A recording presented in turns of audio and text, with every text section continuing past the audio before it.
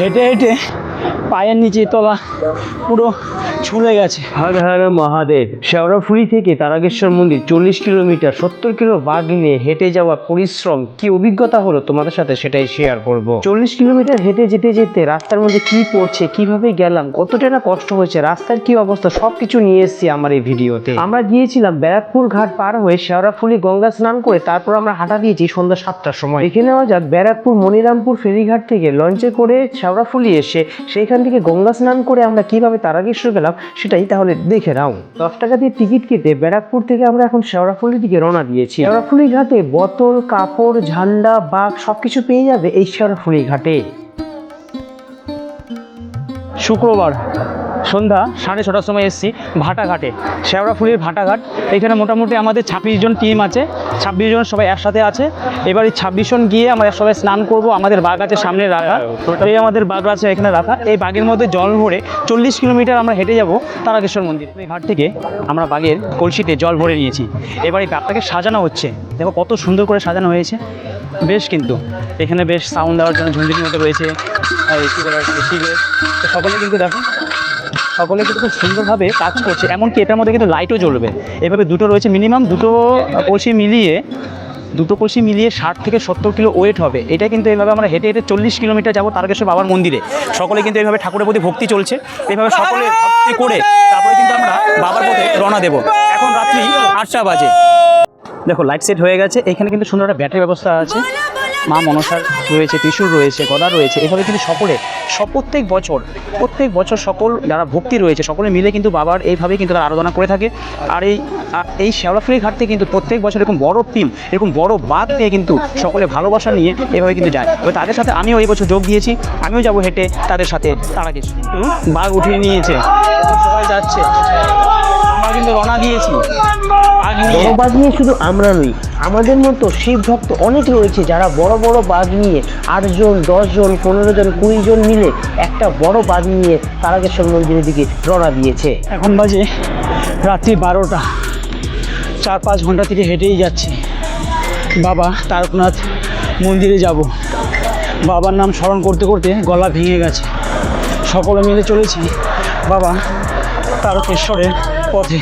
তারকনাথ মন্দিরে যেতে যেতে তোমরা রাস্তার পাশে খাবারের অনেক জায়গা পেয়ে যাবে। ভান্ডারের অভাব নেই, কেউ লুচিপুরি খাওয়াচ্ছে, কেউ ডাল ভাত, খাবারের দিক থেকে কোনো কমি নেই। তার দুপাশে রয়েছে রেস্টের ব্যবস্থা, শুয়ে থাকার ব্যবস্থা, বসে থাকার ব্যবস্থা। এইসব ভান্ডার থেকে খাবার খেতে কোনো টাকা পয়সা দিতে হয় না, সবকিছু ফ্রি। এত দূরের পথ হেঁটে যাওয়া তো কন্টিনিউ সম্ভব না, তার জন্য আমাদের রেস্ট নিয়ে যেতে হয়। কোনো শিব ভক্তরা যদি টাকা দিয়ে তোমরা হোটেলে খেতে চাও নিরামিষ খাবার, সেটাও কিন্তু পেয়ে যাবে রাস্তার পাশে হোটেল।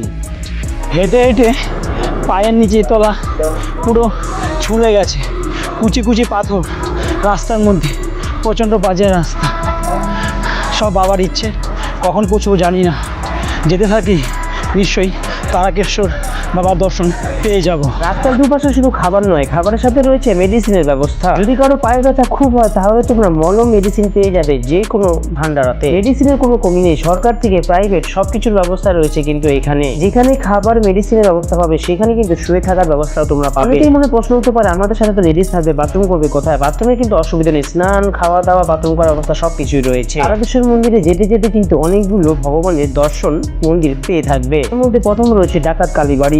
ডাকাত কালীবাড়ি পার করে তারপর তোমার পেয়ে যাবে কাশী বিশ্বনাথের মন্দির। এই বাবা মন্দিরটি হলো কাশী বিশ্বনাথ মন্দির। কাশী বিশ্বনাথ মন্দিরে আমরা রেস্ট নিয়ে নিই 2 থেকে 4 ঘন্টা। আমাদের মতন হাজারো লাখো ভক্ত রয়েছে যারা হেঁটে হেঁটে তারকেশ্বর বাবার মন্দিরে গিয়ে জল ঢেলে আসে। কাশী বিশ্বনাথ মন্দিরে একটা জিনিস আমার খুব চোখে পড়লো, যেটা আমি ক্যামেরা বন্দি না করে থাকতেই পারলাম না। এই যে ছোট্ট বাচ্চাটি দেখো ঘুমিয়ে আছে, বাচ্চাটা কিন্তু ঘুমিয়ে আছে বাগের মধ্যে। আগের এক প্রান্তে রয়েছে জল, আর প্রান্তে বাচ্চাটি শুয়ে আছে। এই আমাদের 70 কিলো বাঘ।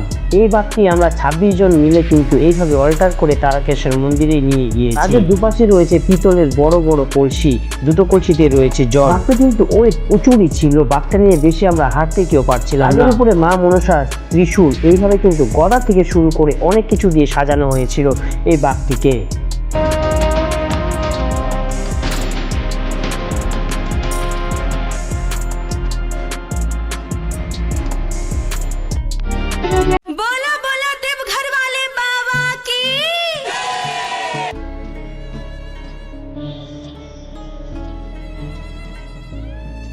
Har Har Mahadev, welcome to Tarakeswar. এই গেটটি দেখার পর মনের ভেতরটা যা ঠান্ডা হয়েছে কাউকে আমি বলে বোঝাতে পারবো না। থেকে 7 কিলোমিটার বাকি ছিল তারকেশ্বর মন্দির। তারকেশ্বর মন্দির যেতে শেষ 10 কিলোমিটার হাঁটতে তো প্রচন্ড কষ্ট হয়, যেটা বলে কোনো বোঝানো যাবে না। যখন মন্দিরের গেটের সামনে পৌঁছে গেছি, সত্যি কথা বলছি, শরীরে যত ব্যথা বেদনা ছিল, পায়ের যত যন্ত্রণা ছিল, সবকিছু নিমিষের মধ্যে মিটে গেছে। মন্দিরে ঢুকতে আমাদের 12টা বাজতে আরো 2 ঘন্টা বাকি ছিল, তার জন্য আমরা 2 ঘন্টা মন্দিরের গেটের পাশে রেস্ট নিয়েছি।